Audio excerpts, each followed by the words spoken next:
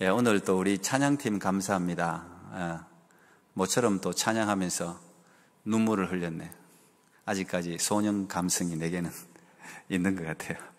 오늘 찬양 나중에 이번 주 금요 엘리야 기도회 때 한번 불러야 되겠다 그런 생각을 했는데, 예, 우리 또 선민 형제 또 목소리가 아주 감미롭습니다.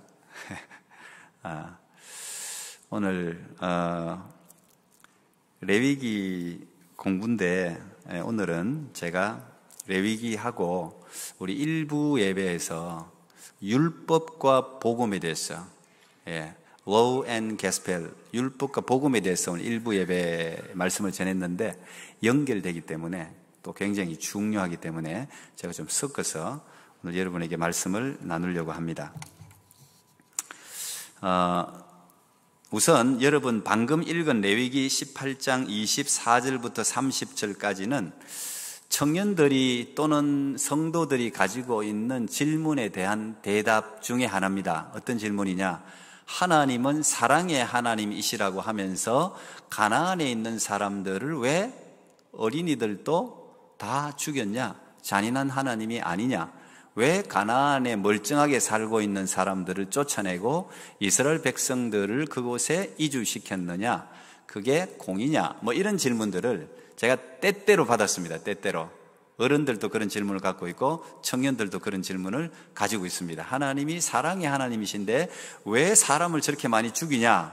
그리고 멀쩡하게 살고 있는 사람들을 쫓아내고 자기 백성이라고 하면서 그곳에 무부시켜서 그곳에 세틀다운 하도록 하는 게 그게 하나님이 맞냐? 자, 하나님이 가나안이라는 이 젖과 꿀이 흐르는 땅이라고 기록되어져 있는데 이 땅을 하나님이 아브라함에게 약속하셨고, 아브라함이 BC 한 2200년 전 사람이에요. 근데 그게 이들이 가나안에 들어갔을 때는 BC 한 1400년, 1390년, 이럴 때입니다. 그러니까 거의 한 몇 년 지났습니까? 얼마 지났어요? 800년? 2200부터 1400 빼면 빼기도 잘한데, 예. 몇 년이에요? 한 800년 되지. 예. 하나님이 약속하신 약속의 땅을 어쨌든 하나님이 하나님의 열심으로 함께 하셔서 하나님이 언약한 거, 제가 이 성경은 Old Testament, New Testament, Covenant, 약속이라고 그랬죠. 약속의 말씀이기 때문에 하나님이 한 약속은 하나님이 성취하세요. 그래서 가나안을 주셨는데 그 가나안, 이 이스라엘 백성들이 가나안에 들어갈 때의 형국이 어땠나? 그게 오늘 여러분 읽은 여기에 기록되어 있단 말이에요. 그 앞에 여러분들 보면 더 심한 이야기들이 많이 있습니다. 요즘 흔히 여러분들 지금 한참 이제 캐나다에는 지금 이슈가 되고 있는 동성애라든지 게이라든지 레즈비언 이런 게 이때도 있었어요. 가나안은 특별히 소돔 고모라도 마찬가지인데 가나안도 패망한 모든 도시들의 공통적인 범죄는 성적 범죄였습니다. 예. 성적으로 다 타락했어요. 남자와 여자의 이 관계를 뛰어넘는 남자와 남자, 여자와 여자 이런 성적 결합, 성적인 성량하고 성적 관계를 맺는 건 다른 이야기예요. 이 다른 이야기. 어쨌든 이게 이제 이런 일들이 그 앞에 보면 더구나 여러분 오늘 읽었던 24절 앞에 보면은 너는 짐승과 교합하여, 그 애니멀 짐승하고 교합하는 일까지 그 당시에도 있었단 말이에요. 성적을 얼마나 많이 타락해. 가나안이 그런 곳이었어요. 그래서 하나님이 이스라엘 백성들에게 가나안에 들어갈 때 정말 신신당부한 게 있습니다. 정말 부탁한 게 있습니다. 꼭 이것만은 지켜라. 그게 뭐냐? 가나안 사람들의 풍속을 따라가지 마라. 그 사람들 하는 패턴, 행동을 따라가지 마라. 그러면 너희들 죽는다. 그거였어요. 근데 결국은 이 이스라엘 백성들이 나중에 따라갑니다. 그래서 하나님이 이들을 심판하셔서 이들이 어떻게 됩니까? 바벨론으로 또는 아수르로 포로가 되어서 끌려갑니다. 나라를 잃어버리고. 그러나 하나님이 아브라함에게 하신 약속, 네 자손이 하늘의 별과 같이 바다의 모래같이 만들어 주겠다고 한 하나님의 약속 때문에 하나님이 그들을 완전히 버리지는 않습니다. 바벨론으로 포로가 되어서 70년 만에 다시 돌아오게 하지요. 그 이제 하나님 언약 때문에 지키신 거고, 결국은 이스라엘도 심판하셨는데 이 가나안도 하나님이 이들을 쫓아냈다기보다는 25절에 그 땅도 더러워졌으므로 내가 그 악으로 말미암아 벌하고 그 땅도 스스로 그 주민을 토하여 냈다. 그 땅이 토해냈다는 거예요. 이들을 아예 쫓아냈다. 이들이 이 땅의 주인이 될 자격이 없다고 생각하는 거예요. 그래서 28절에 보면은 너희도 더럽히면 그 땅이 너희가 있기 전 주민을 토함같이 너희도 토할까? 이게 레위기에 벌써 기록되어져 있는데 결국은 이들이 BC 586년, 벌써 이제 거기 한 1400년대 들어가서 586년이니까 또 이게 또 몇 년이야? 거꾸로 이것도 한 800년 되나? 예. 그 이후에 결국은 이 땅에서 또 이스라엘 백성들도 쫓겨난단 말이에요. 그러니까 여러분, 그래서 성경의 마태복음에 보면 마음이 온유한 자가 땅을 차지한다. 땅도 마음이 온유한 자가 차지한대요. 그 더럽고 가증한 일들을 그 땅 위에서 막 행하는 것들을 땅이 견디질 못해서 이들을 토해냈단 말이에요. 그래서 하나님은 거기에 대한 징벌을 가한 거예요. 그러니까 멀쩡하게 착하게 잘 살고 있는 사람을 쫓아내는 게 아니라는 이야기예요. 이제 이게 에레미야에도 반복됩니다. 지금 이제 레위기의 이야기를 하면서 하나님이 30절의 마지막에 이야기하시기를 그러므로 너희는 내 명령을 지키고 너희가 들어가기 전에 행하던 가증한 풍속을 하나라도 따름으로 스스로 더럽히지 말라. 오늘 제목을 타이틀을 제가 그렇게 잡았습니다. 스스로 더럽히지 말아요. 더럽히지 마라. 나는 너희 하나님 여호와다. 나는 너희 하나님 여호와다. 내가 너희의 하나님이기 때문에 너희는 더럽혀서는 안 된다. 그 말은 무슨 말이냐? 나는 거룩한 하나님이다 이 말이에요. 그래서 19장에 이어서 나오는 말씀이 19장 2절이 사실은 레위기 전체의 주제 선구입니다. 19장 2절이 너는 이스라엘 자손의 온 회중에게 말하여 이르라. 너희는 거룩하라. Be holy. 너희는 거룩하라. 왜? 나 여호와 너희 하나님이 거룩함이니라. 이게 레위기 전체의 주제, 거룩이라는 홀이라는 이 전체 주제이기도 하고 성경 전체의 주제이기도 합니다. 하나님은 제가 창세기 출애굽기를 우리가 공부를 했는데 하나님은 아브라함이라는 한 사람을 불러서 지금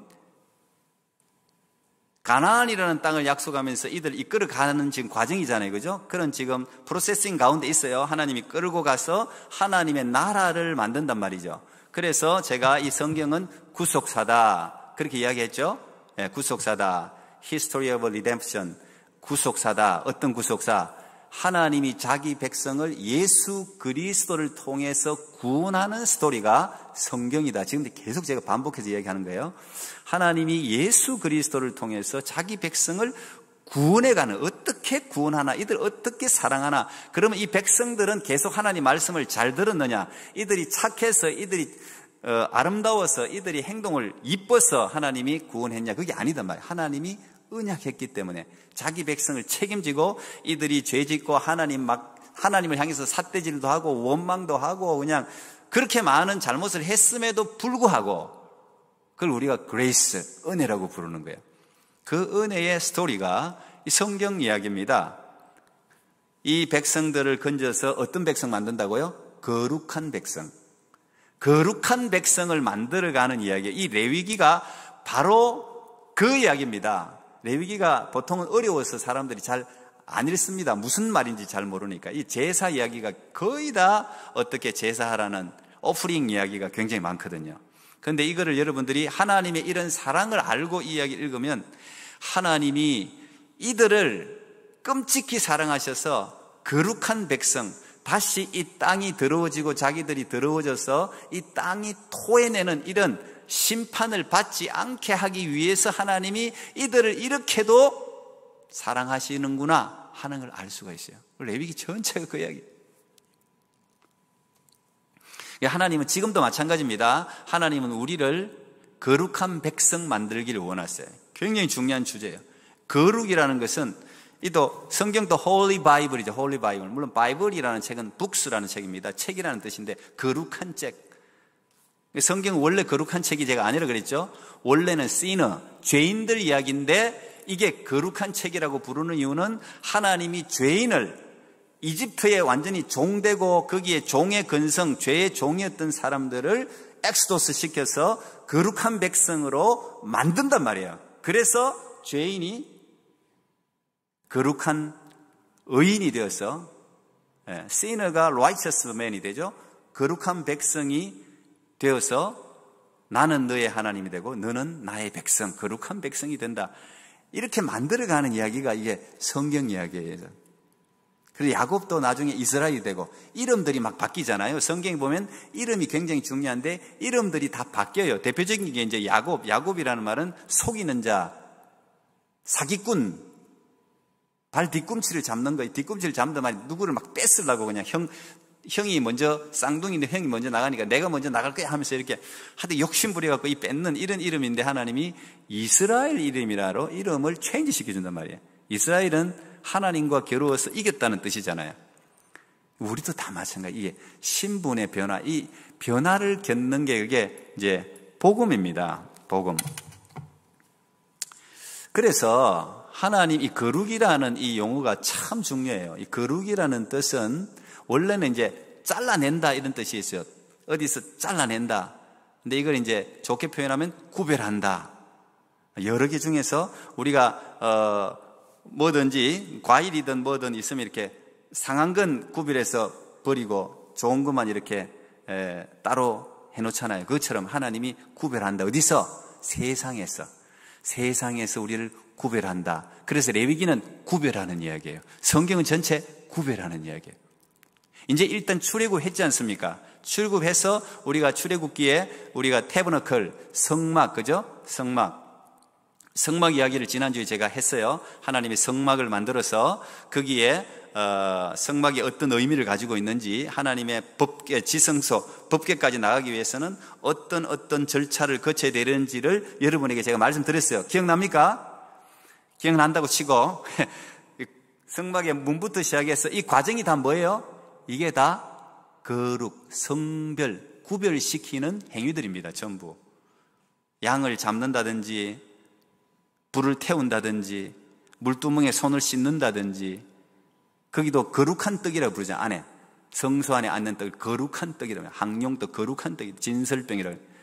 빛도 마찬가지고 분향도 마찬가지고 이게 전부 다 이게 아무거나 재료를 써서 만들 수 있는 게 아니고 하나님이 다 거룩하게 해서 거룩한 재료를 써서 만들어서 결국은 가장 거룩한 Holy Holies, 가장 거룩한 곳으로 지성소가 그런 뜻 아닙니까? 그곳으로 들어가는.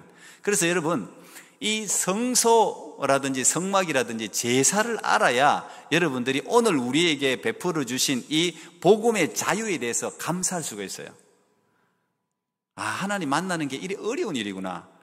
그래서 구별된 거 원래 제가 이야기했죠. 레위기 이제 10장에 레위기 10장에 보면은 아론의 아들 나답과 아비후 이야기 놉니다.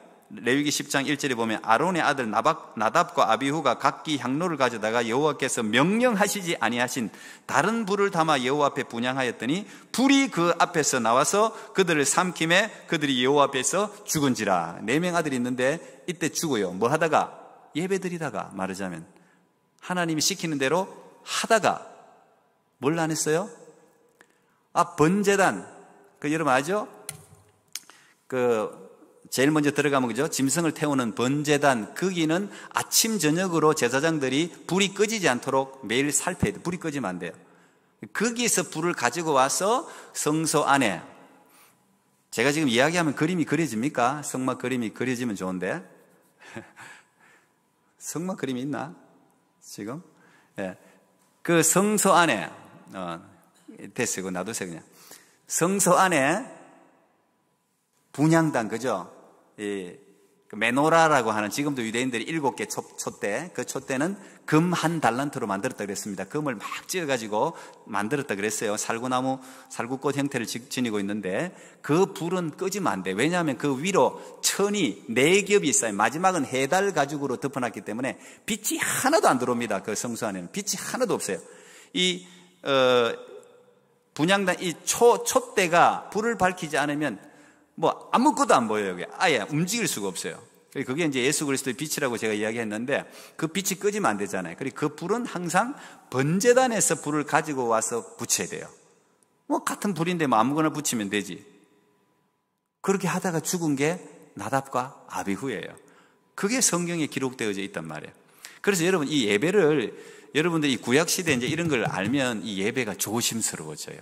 예전에는 여러분, 지금 여기도 우리가 오기 전에 갈보리 교회도 이제 그런 전통이 좀 있었던 것 같은데, 뭐 그게 뭐 나쁜 건 아니죠.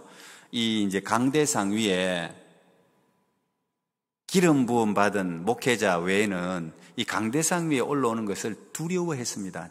제가 어릴 때 교회 다닐 때만 해도 어른들이 난리가 났었어요. 이게 올라온다고. 특히 애들, 왜 베이비 애들 한 번씩 데리고 오면 이렇게 애가 아그장 걷다가 이 위로도 올라오고 하잖아요. 저는 너무 이쁜데 어른들은 그냥 어디서 함부로 강대상 올라가냐고 난리 났었어요.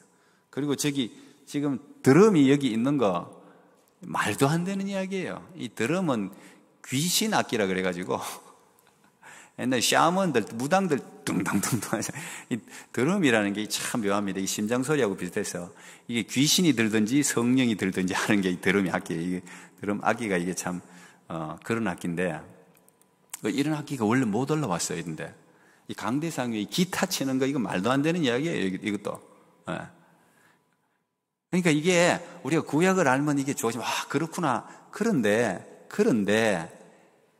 예수 그리스도께서 십자가에 못 박혀 돌아가실 때 그 지성소와 성소 사이에 처 있는 커튼이 굉장히 높습니다. 두껍고 그 커튼이 찢어지지 않았습니까? 위에서부터 아래로 확 찢어졌단 말이야. 거기는 하이 프리스트, 대제사장만 1년에 대속죄일에 한 번 들어갈 수 있는, 그렇게 거기도 들어갈 때 대제사장이 들어갈 때도요, 대제사장도 인간이잖아요. 자기를 성별 거룩하게 해야 들어갈 수 있어요. 그래서 거기 들어갈 때는 잠을 못 잤어. 대제사장 잠을. 왜냐하면 거기 잘못 들어갔다가 자기 몸을 안 살피고 들어갔다가는 죽어요. 조금이라도 하나님이 거룩을 손상시키는 행위를 하나님이 절대 싫어합니다. 오늘 아론의 아들들인데도 바로 죽여버리잖아요. 적사시켜버리잖아요. 그리고 아론 보고 뒤에 여러분 보면 아론이 멀쩡한 자식이 죽었으니 그 얼마나 가슴이 아픕니까? 그런데 하나님이 아론 보고요, 울지도 마라 그랬어요. 울지도 말라 그랬어요. 그리고 시체를 진 밖으로 갖다 버리라 그랬어요. 실제를 끌고 가서. 그만큼 하나님은요, 자신의 거룩을 더럽히는 행위를 정말 싫어해요. 그래서 가정한 물건, 무당이니 이런 거 다 죽이자 그래요. 바로 죽이라 그러잖아요. 우리는 하나님이 왜 그 사랑의 하나님이 죽이라 그러는데, 더러운 것은요, 들어오면은 오염돼 버려요. 가령 여러분, 우리가 코로나도 전염될까 싶어가지고 막 차단하고 하는 거 아닙니까? 들어오면 전염력이 코로나의 100배, 200배, 300배, 1000배, 10,000배가 이게 죄입니다, 죄. 그래서 하나님이 미리 잘라라는 거예요. 그 짤을 잘라야 백성들, 내 자식들이 보호되는데, 거기에 대놓고 인권이니 사랑이니 이런 이야기, 솔직히 자기 자식이면 그런 이야기 하겠어요? 저 사람이 들어오면 내 자식이 죽는데, 저 사람도 사람이 생명이고 인권인데 여기 들어오게 하세요. 그렇게 할 부모가 있습니까? 안 하죠. 예. 그거를 사랑이 아니라고 말할 수가 없죠. 그게 사랑이에요. 나쁜 게 들어오는 거, 악한 게 들어오는 거를 막고 물리쳐 주는 게 그게 사랑이에요. 진리에 대적하는 걸 거부하는 게 그게 사랑이에요. 진짜 사랑. 하나님이 지금 그 일을 하고 있는 거예요. 지금. 그런 이야기가 이 레위기 이야기입니다.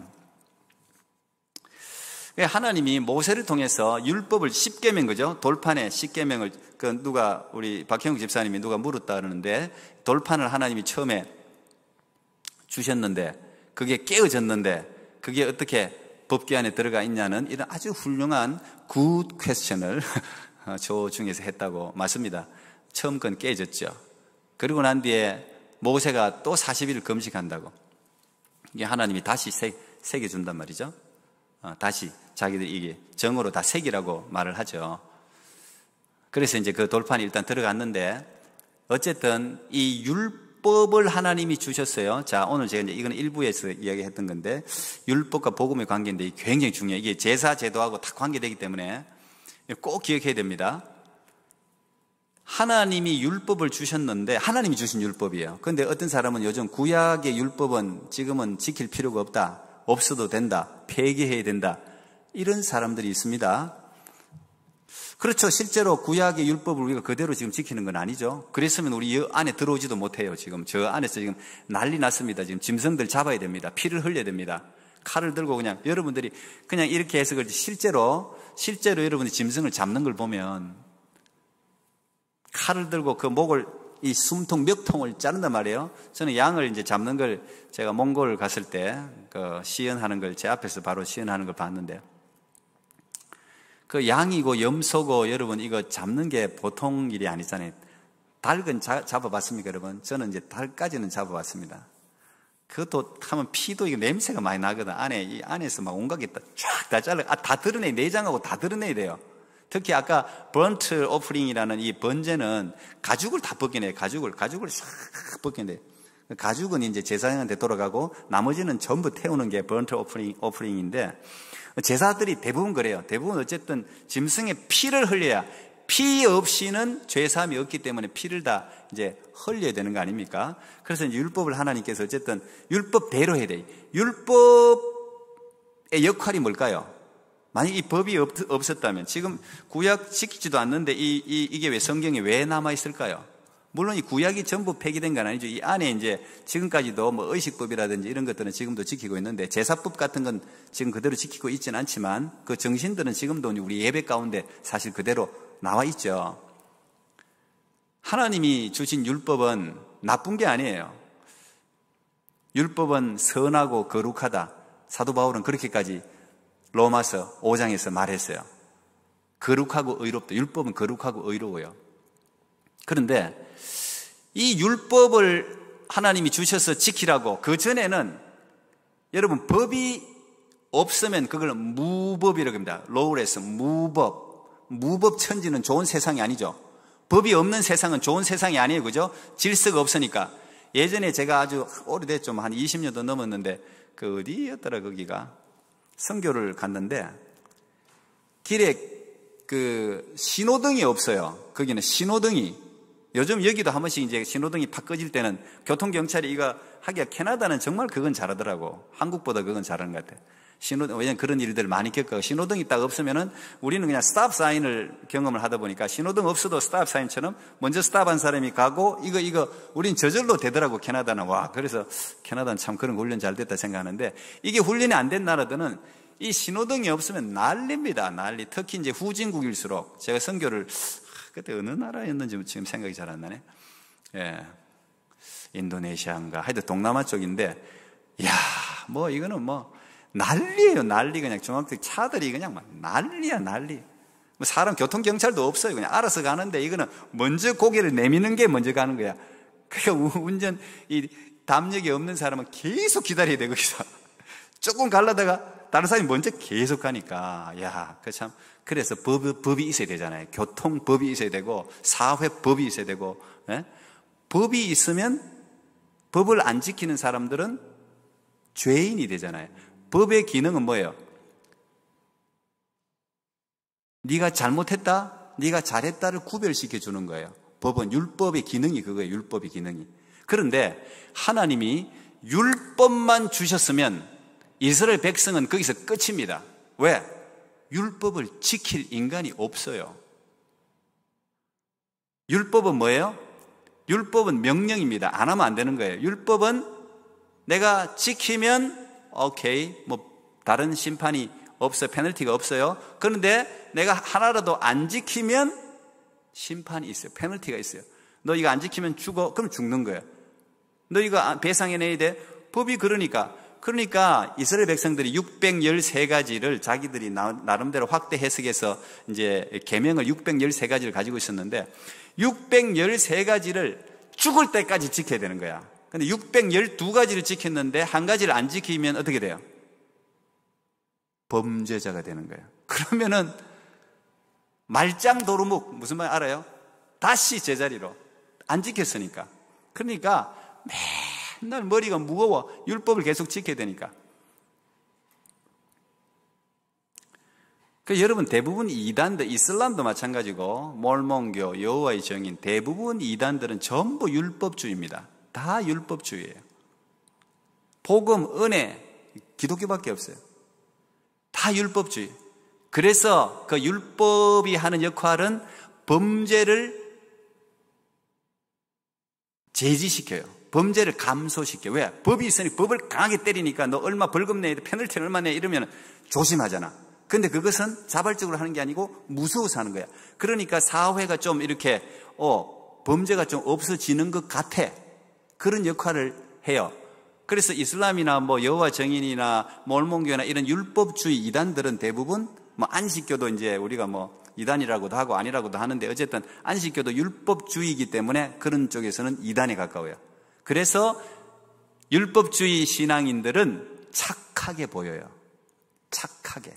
그리고 우리가 거기에 속아. 기독교인들보다 훨씬 낫네. 뭐 저 사람들 봐. 착하잖아.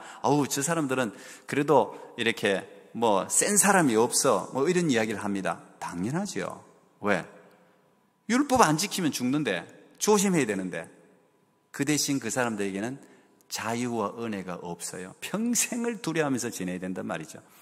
여러분들은 감사해야 돼. 그래서 율법의 기능은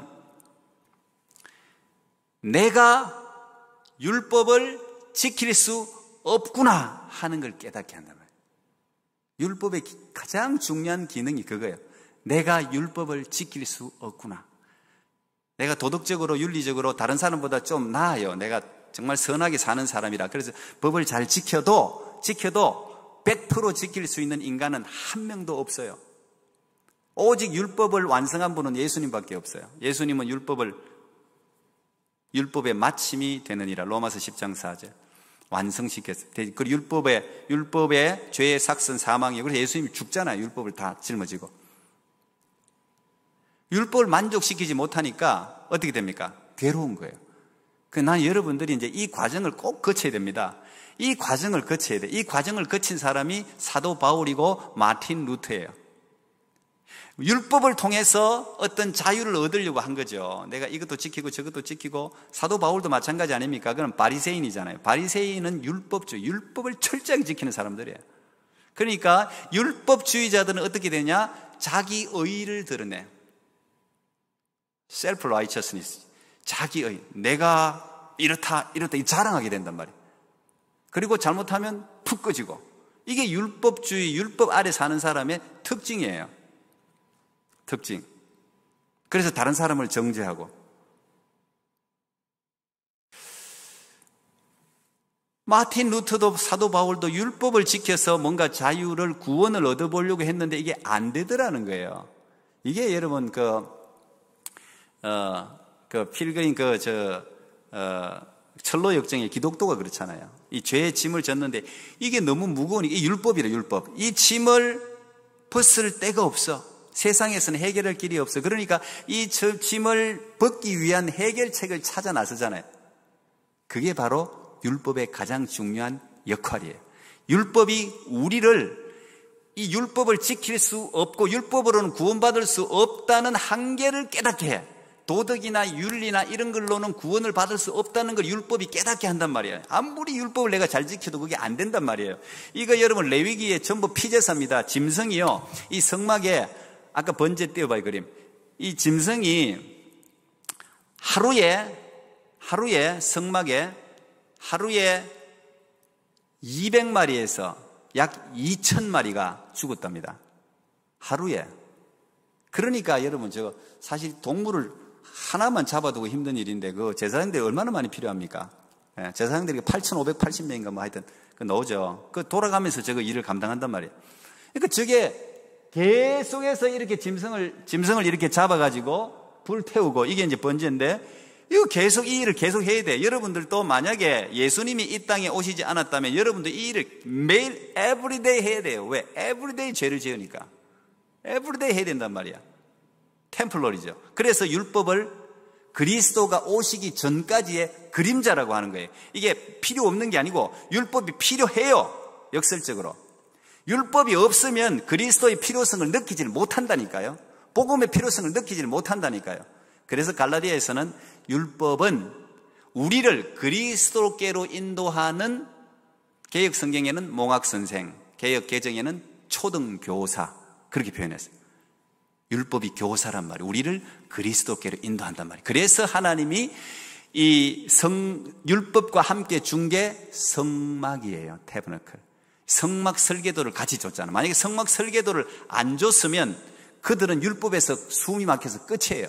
하나님이 율법을 못 지킬 걸 아니까 율법을 어겼을 때는 너희들이 죄가 생각나면 속죄. 이제 5가지 제사가 이제 그래서 나오는 겁니다. 5가지 제사가. 아까 5가지 제사 있는 거 한번 띄워봐요. 잘 안 보이시? 여기. 그죠? 하나, 둘. 하나, 둘. 사랑합니다. 축복합니다. 감사합니다. 잘 오셨습니다. 할렐루야. 예. 이거 five offerings. 이게 이제 레위기 1장, 2장, 3장, 4장, 5장 이 5가지 제사가 나옵니다. 5가지 제사. 어떻게 제사해야 되냐? 그러니까 제사의 가장 중요한 것은 거룩한 제물. 일단 동물이 필요하잖아요. 근데 아무 동물, 그냥 저 띠 노는 거는 그냥 동물이야. 그냥 애니멀, 짐승이야 그냥. 그러나 내가 안수하면 그거는 제물이 되는 거예요. 그건 나 대신 죽는 거예요. 그 제물이 거룩한 성별된, 그래서 그 제물은 제사장들이 확인합니다. 제사장들이 이거 자격이 있는 제물인가 아닌가를 그 성막 문에서 그죠? 확인하고 문으로 들여보낸단 말이에요. 그리고 제사의 중요한 것은 거룩한 제사장, 구별된 제사장이 필요해요. 아무나 하면 안 돼. 그걸 꼭 그 사람이 해야 돼. 그래서 이 제사라는 것은, 레위기라는 것은 구원받은 사람, 구원받지 못한 사람이 아니라 엑스도스, 이집트의 종, 죄의 종에서부터 엑스도스 해서 구원받은 사람이 어떻게 하나님과 펠로십을 나눌 수 있는가를 우리에게 가르쳐주는 구원의 책이에요. 굉장히 중요한 거예요. 우리는 어렵다고 하는데 유대인들은 5살 때 이걸 배운대요. 제일 먼저 배우는 게 레위기래요. 왜? 하나님과 교제를, 펠로십을 나눠야 되는데 하나님을 만나러 가는 게, 우리가 막 오늘 교회 가고 싶네 이렇게, 요즘은 여러분 교회 오고 싶으면 그냥 오잖아요. 그래서 은혜라고 부르는 거야. 은혜 중에 은혜. 옛날엔 택도 없어요. 내가 아무리 하나님 만나고 싶어도 절차를 거쳐야 돼. 이런 절차를 다 거쳐야 돼요. 제사도 그냥 아무 데나 드리는 것도 아니야. 딱 절차대로 딱 드려야 되는 거야. 하나님이 짐승도 아무거나, 우리 집에 뭐 이게 좋다고 그래 이 아무 짐승이나 드려서 안 돼요. 번제, 속죄제, 이거 제물이 다 틀려요. 제물이 다 틀려. 가령 속건제 같은 이런 길트 오프링, 이 죄가 뭘 잘못했을 때 드리는 거는 숫양만 드려야 돼요. 딱 제물이 정해져 있어요. 그리고 또 제사장하고 리더들, 지도자하고 평민들하고 가난한 사람은 또 드리는 게 다 틀려. 하나님, 왜냐하면 제사를 안 드리면, 이 사람들이 안 드리면 하나님을 만날 수 없고 죄를 속할 길이 없기 때문에 가난한 사람들 보고 소 드려라. 그 당시에도 소는 비싼 동물이었거든요. 소를 드려야 된다. 그러면 어떻게? 가난한 사람들이 소 살 돈이 있습니까? 그러니까 하나님이 가난하면 뭘 드리라 그랬어요? 비둘기를 드리라 그랬어요. 비둘기. 그 예수님도 비둘기를 드리잖아요. 예수님도 가난했다는 이야기지. 그 대신 제사장이나 지도자들은 소, 수렴소 이런 거 비싼 걸 드리라. 이게 비싼 거 너 니한테 맡게. 그래서 비둘기 같은 걸 잡으려면 어떻게 돼? 이 제사장의 손에서 껍질도 벗기면 안 돼. 왜냐하면 제사 드리는 사람이 너무 부끄러울까 봐. 이 비둘기를 다 그 털을 다 떼내면 너무 작잖아요.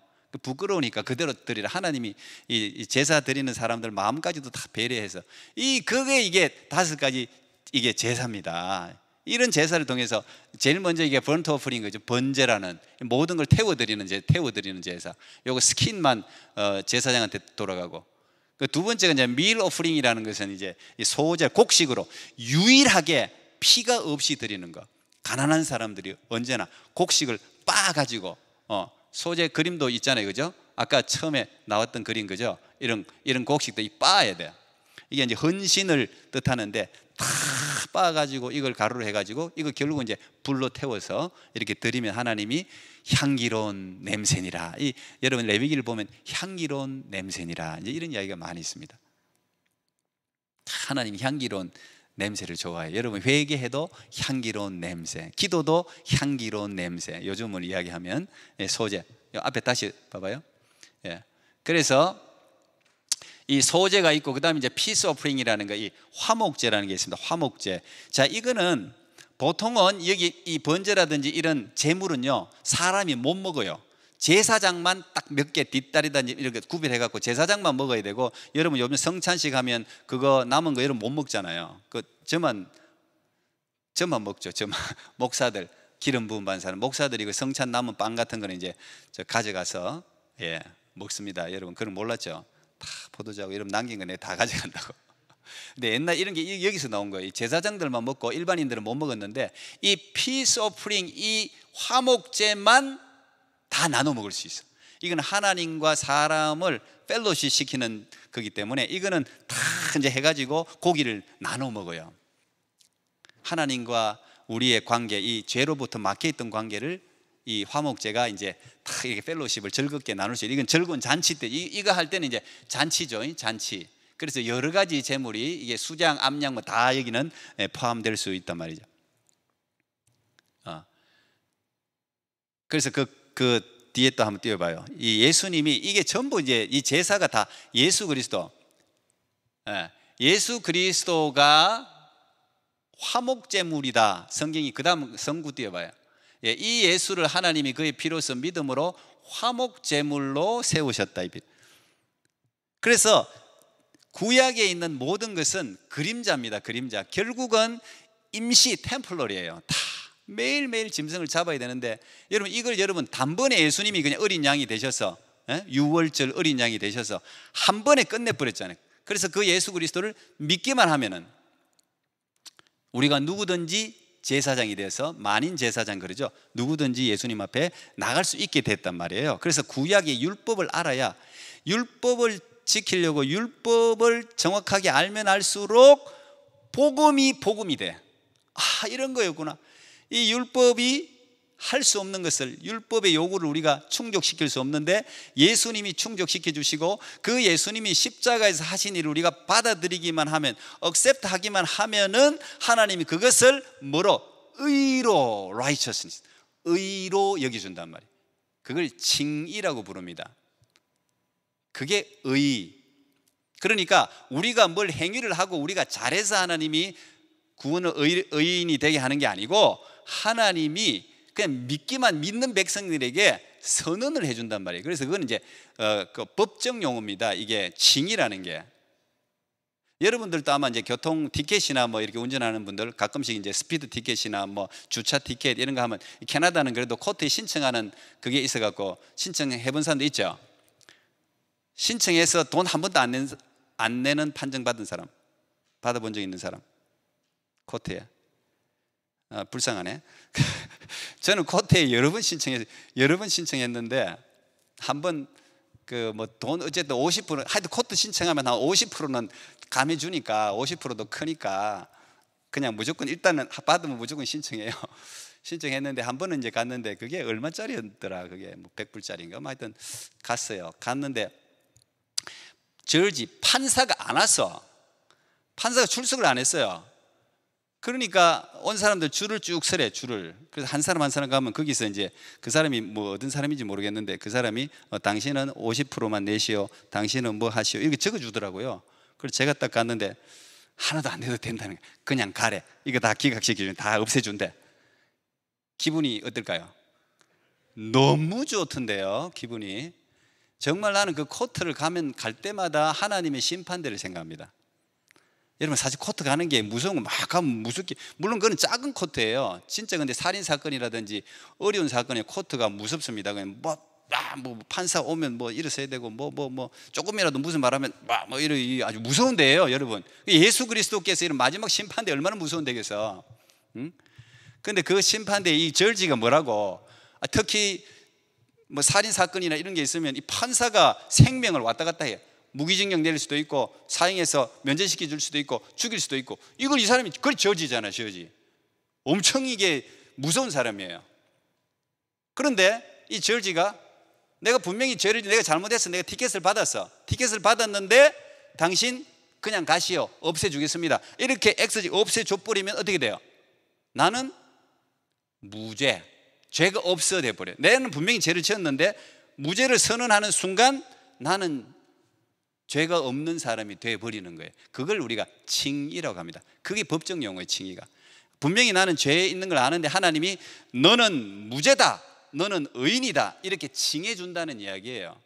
이게 얼마나 위대한 겁니까? 이게 위대한 거라고. 그 법정에서 내가 그 경험하고 더 그게 마음에 확 와닿더라고요. 그러니까 우리가 무죄고 하나님이 죄가 없다고 했는데 가가지고 맨날 그때 내 잘못한 거 있죠, 용서해 주세요. 근데 너 죄 없다고 했잖아. 그래도요 내가 머리에 그냥 죄책감이 계속 있어. 이게 이제 율법 아래 사는 사람, 율법의 종이 돼가 계속 그리 사는 거예요. 이 굉장히 율법과 복음을 여러분 잘 알아야 돼. 왜 여러분 우리가 본어게인, 소위 말하는 중생을 했는데도 죄 짓습니까, 않습니까? 성령 받은 사람 죄 지어요, 안 지어요? 여러분 안 지어? 나만 짓는구나. 그래요.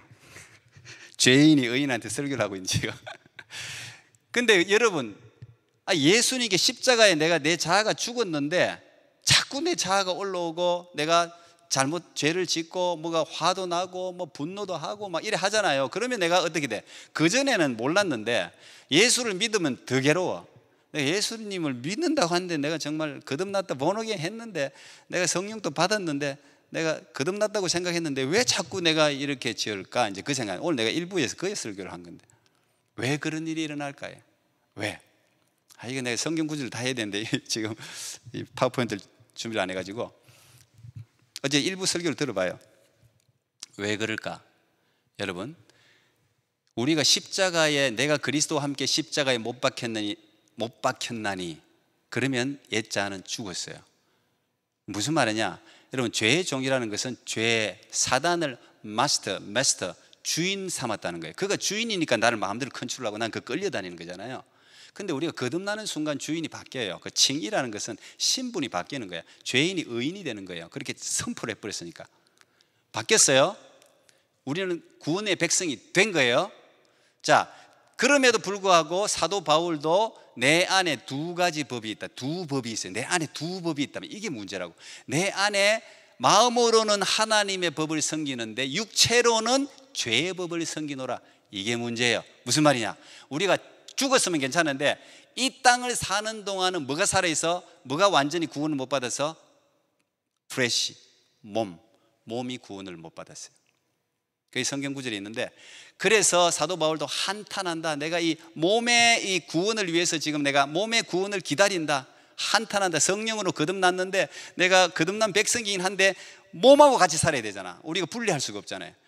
이 땅을 살아가는 동안 몸을 살리는 몸이 어떻게 생각하면 50%만 구원받은 거예요. 완전한 구원을 못 받은 거예요. 그러니까 사단은 우리의 몸을 계속적으로 붙들고 왕노릇 하려고 그래요. 지배하려고 그런단 말이에요. 그러니까 내 안에서 죄의 법과 하나님의 법이 싸우는 거야.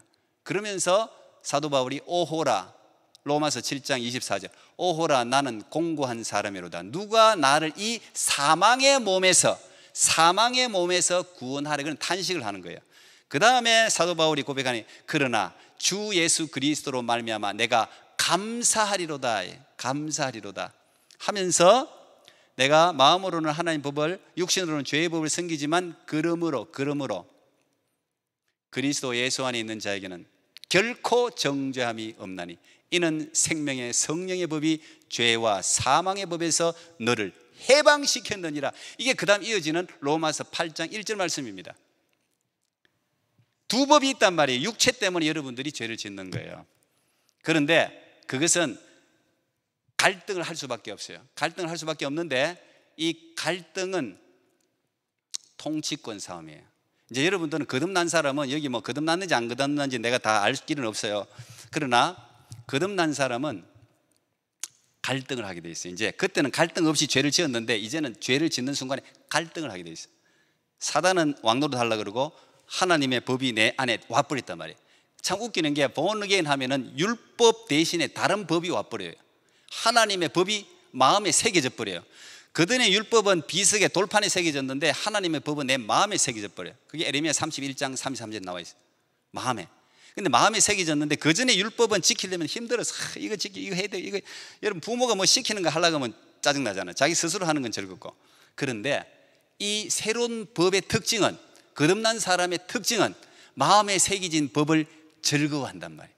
복 있는 사람은 여호와의 율법을 즐거워하며 그 율법을 주야로 묵상하는도다. 즐겁게 그 법을 따른단 말이에요. 그리고 내 마음속에서 이 두 법이 쌍킬 때 생명의 성령의 법이 죄와 사망의 법에서 나를 해방해서 생명의 성령의 법이 죄의 법보다 1000배, 10,000배, 100,000배, 100,000배 더 크다는 사실을 여러분들이 알아야 돼요. 거기에 내 통치권을 맡기면 돼.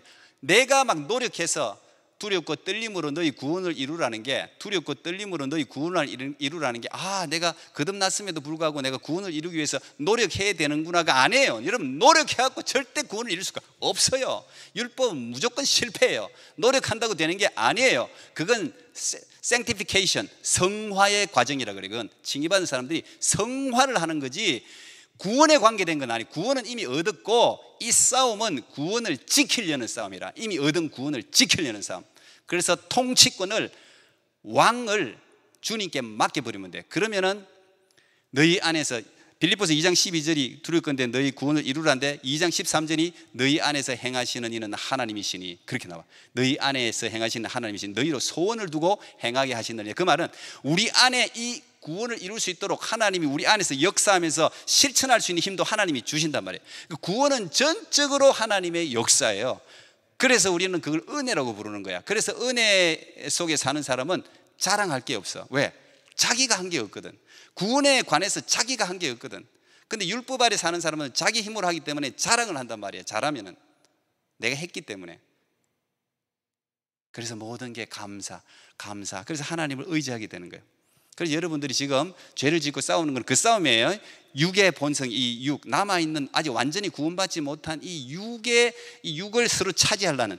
그래서 사도 바울이 오늘 로마서 6장 13절에 너희 지체를 불의의 병기로 들이지 말고, 그러니까 너희 지체를 불의의, 나쁜데 너희 이 몸을 몸이 무기입니다.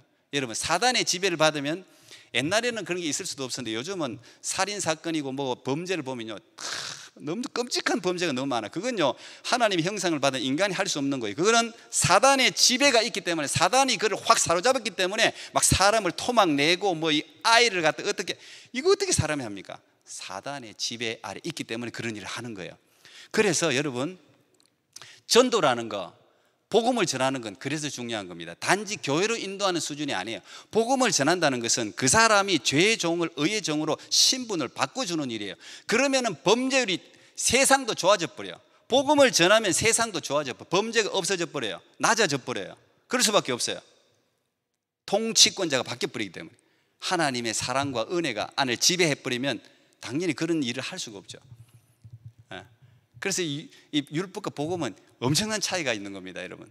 그래서 항상 은혜 아래서 하나님, 이제 이 레위기는 전부 율법 이야기예요. 율법. 이 율법이 이렇다는 거예요. 율법 잘못 지키면 이렇게 죽는다. 율법을 지키려고 노력해도 안 된다. 이걸 지금 계속 구약이, 올드 테스트먼트는 다 그 이야기예요. 그 실패 이야기라고 사실. 그리고 난 뒤에 신약 뉴 테스트먼트가 왜 위대하냐? 예수 그리스도의 오심은 이러하니라 하면서 예수 그리스도가 율법을 완성시켜 버린단 말이에요. 율법 시대를 끝내 버린다고. 율법이 필요 없는 게 아니고 율법은 충분히 역할을 했단 말이에요. 우리를 그리스도께로 인도했단 말이에요. 율법의 역할이니까. 그래서 이 갈등을 거치고 복음을 깨달은 사람은 이거는 천지가 개벽할 사건이라고 믿는 거예요. 마틴 루터가 바로 그런 거예요. 그래서 리블레이션, 종교개혁을 일으킨 게 그거예요. 나는 여러분들이 충격적인 복음의 만남이 있기를 바랍니다. 이걸 갈등해야 돼. 이걸 갈등하면서 내가 복음을 발견했을 때, 우와, 이 복음이 이렇게 위대한 거구나, 이렇게 강력한 거구나 하는 걸 알고 이 복음의 선물에 대해서 막 춤을 추는 거예요. 우와, 이 복음, 이 하나님의 은혜, 감사 뭐 이게 막 저절로 춤이 나오는 거예요. 그래서 복음에서 떨어지질 않아요. 또 죄를 짓잖아. 그래도 죄책감이 또 들잖아요. 또 누가 나를 괴롭히고 또 약 올리고 하면 또 화가 막 이만큼 오르잖아. 그때 어떻게 돼? 시선을, 이미 승리한, 이미 십자가에서 이루어놓으신 예수 그리스도께로 내 시선을 향하면 돼. 복음으로 돌아가면 되는 거예요. 내가 뭐 율법을 이기려고 노력하는 게 아니고 복음으로 돌아가서 성령의 통치를 받아버리면, 성령 충만이라는 게 성령의 통치를 받는다는 이야기잖아요. 성령의 지배를 받는다는 이야기잖아요. 내 지배권을 하나님께 주기만 하면은 하나님이 하신단 말이야. 그래서 신앙생활은 저절로 되는, 저절로 과실을 맺는, 나는 우리 청년들이 그런 기쁨을 누렸으면 좋겠어요. 우리가 오늘 레위기, 오늘 여기까지 하겠는데, 이 레위기의 이 모든 제사 이야기가 바로 그런 이야기입니다. 예수 그리스도가 그래서 필요하다는 이야기예요.